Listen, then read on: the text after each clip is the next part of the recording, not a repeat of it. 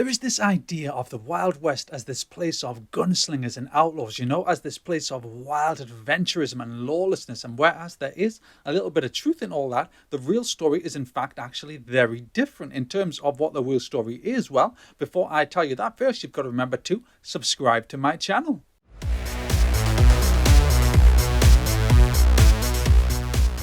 First things first, where and when did the Wild West, also known as the Old West, actually take place? Well, unlike popular belief, it didn't just take place in the 19th century in the southwestern US territories. It actually lasted for over 300 years and covered at various points near the entirety of what is now the United States of America. The reason for the confusion over when it did actually take place is simply because the archetypical era is reputed to have taken place in the latter half of the 19th century and to have focused on the southwest, so places like Texas and Arizona and the like. And of course, Hollywood has enshrined the archetypical era into popular belief, which has led many people to believe that the archetypical era was the full story of the Wild West, but it's not.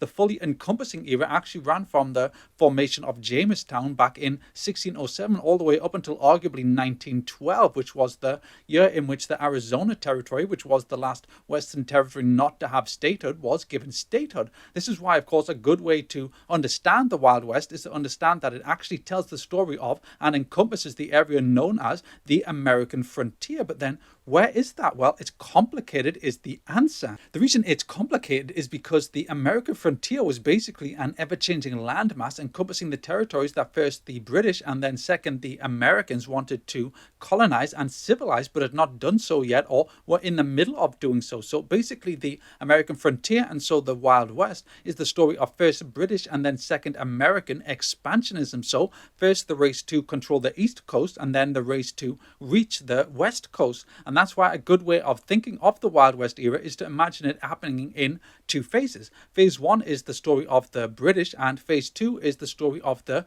newly founded independent United States of America. But then what were these phases like? Well, phase one was basically a relatively stable period, mainly because of the British Empire's desire to trade with the Native Americans rather than per se directly conquer them. And per se is the word. This is of course because the British Empire was a trade empire, so they tend to conquer people by using means of trade. This is just the way they did things. And what further aided the stability was the fact that the British restricted the 13 colonists from moving westward, mainly because they wanted to ensure that the colonists focused their trade on Britain, which is again makes sense because they were a trade empire. So yeah, the British era of the American frontier was one of relative stability, which was inevitable because they wanted to ensure trade was seamless. But then came American independence, which of course changed everything and in the process gave birth to phase two. This phase was very different to the British one, though not perhaps for the reasons you think. You see, with the 13 colonists freed from the shackles of the British Empire, they could move westward at speed, which they did. But unlike popular belief, this reality did not lead to a rise in lawlessness and murder. So it did not lead to a world of gunslingers and outlaws and just general lawlessness. In fact, a cowboy living in the Wild West was light years more likely to die through starvation or as a result of falling off his horse rather than being killed by an outlaw or anybody for that matter, and that includes Native Americans. So the American era of the Wild West was not about lawlessness and gunslinging, so adventurism or outlaws or even fighting with Native Americans. But then if that's the case, what was it all about? Well, to put it simply, farmers looking to get land and continue being farmers. This is of course why cowboys are called cowboys. The word basically means cattle herdler, and it is for this reason why violence and lawlessness were big no-nos for the European settlers in the West. To explain why, the best way to think of it is like this. If you were a farmer and you wish to continue being a farmer, the one thing you most would need would be stability.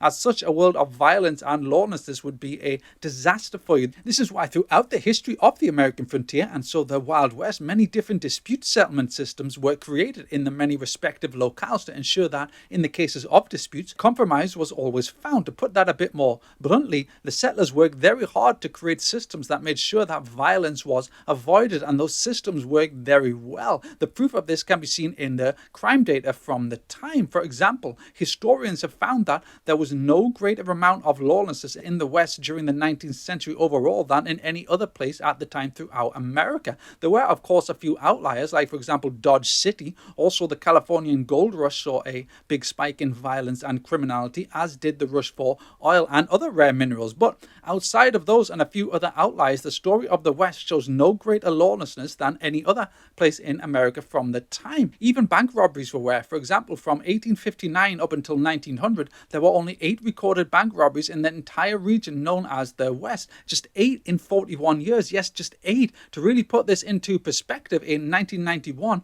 which was the peak year for US bank robberies, there were a record 9,388 reported robberies. Think about that. Which era was the real era of lawlessness? Exactly. Even train robberies were rare in the West, mainly because once people started trying them, the train companies immediately started fortifying their trains, which killed off the practice before it could even begin. In fact, the only real place where there was fighting was in saloons, but it was not with guns, it was with fists, and alcohol was the cause, just as it is today, meaning it was not really out of the norm. Now, at this point, you will probably be thinking, well, there must at least have been a lot of violence between settlers and Native Americans, and that must be the real story of the Wild West. But no, even off the back of American expansionism, Native Americans and settlers equally worked hard to try to avoid violence, harder than ever, in fact, due to the expansionism. Now, that's not to say that there were not battles between European settlers and Native Americans. There were, but in the grand scheme of things, they were generally rare and nearly always low level. For example,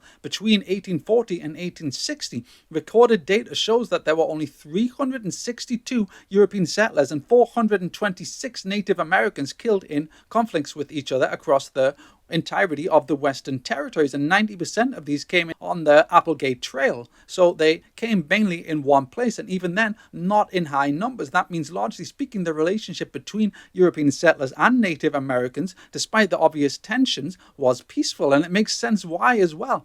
Even though the Native Americans had very good reason not to be greatly happy with their European encroachers, it was far more profitable for them to trade with the settlers than to fight with them, and the same story was true in reverse.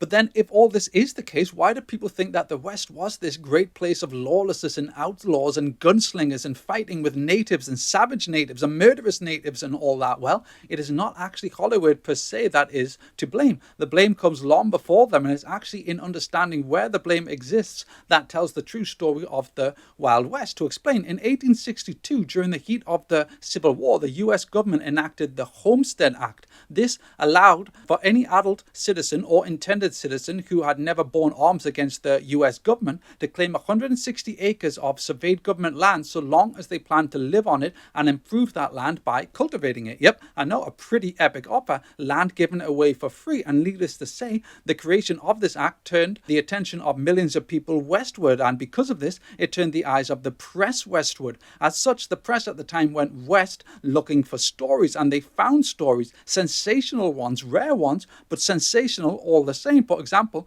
they found out about the Hick-Tock-Tut shootout, which sparked the myth of the High Noon gunfight. And then many years later, they found out about the gunfight at the OK Corral, which sparked the myth of gunslinging lawmen. And these events, even though they were one-offs, the press sold as if they were not rare events, as if they were normal events. And they did this with all kinds of rare events. So, for example, between settlers and Native Americans. So the massacres and the rare fights that took place between them. Inevitably, the sensationalizing of these events and the many other stories they sparked, including fictional ones, created this narrative that the West was very different to what it actually was. Something that the US government of the time were, of course, very happy about, mainly because they wanted to persuade people to move westward, hence why they created the Homestead Act in the first place. So yeah, the US government were very much on board with the sensationalizing and romanticizing of the West by the press. They also were very happy to help paint the natives at the time as dangerous and uncivilized savages, and for good reason. They wanted to conquer them, which is another reason why they created the Homestead Act, to push their settlers onto the land and the Native Americans off it. In fact, if you look at the sheer number of battles fought between the US military and Native Americans from about 1850 up until around 1912, you will get the true picture of just what the Wild West was really about. So conquest. And this reality can be seen even in the behavior of the US government from the time when it came to land disputes. For example, when any European settlers wanted land that the Native Americans had, the US military, along with local militias, were only too happy to remove the Native Americans from the way. In fact, they were happy to remove anyone who they saw as against their idea of the United States of America from the way, not just Native Americans. For example, they fought battles with the British Canadians. Think the War of 1812, which the US lost, and with it, any hope of claiming the Northern Territories. They also fought the Mexicans as well. Think the US-Mexican War, which the US won, and with that victory gained places like Texas and California. There was even what is often called the Western Civil War of Incorporation, which took place between 1850 and 1919. This, in effect, silent civil war was basically the result of the US government fighting to centralize power while at the same time teaming up with big corporations so as to bring capitalism to the Western territories. And if you don't know what this means, it means that basically during the peak of the Wild West era, so in the late 19th century, the US government even went to war with their own settlers to bring them under control. So they used their settlers to first kick the Brits out, then to kick the French out, then to kick the Spanish out, then to kick the Mexicans out, then to kick the Native Americans out, and then they took over from their own settlers. And the fruits of all this can be seen in the fact that so much US farmland is now controlled by, you guessed it, big corporations. But yet, what this means is that the story of the Wild West, rather than being one of gunslingers and outlaws and wild natives, was in fact a one of straight up conquest. The British started it. The wealthy British that remained, who became the wealthy Americans, took up the mantle and finished it. The reason we think otherwise, even today, is that the propaganda that was used to fuel that conquest from the time still floods our societies. I will leave things there, and I will say thanks for watching. And if you enjoyed this, remember to give it a like and subscribe to my channel, as the more who do so, the more of these short histories I will be able to make. Is that a good bribe? I hope it is, and I will see you next time.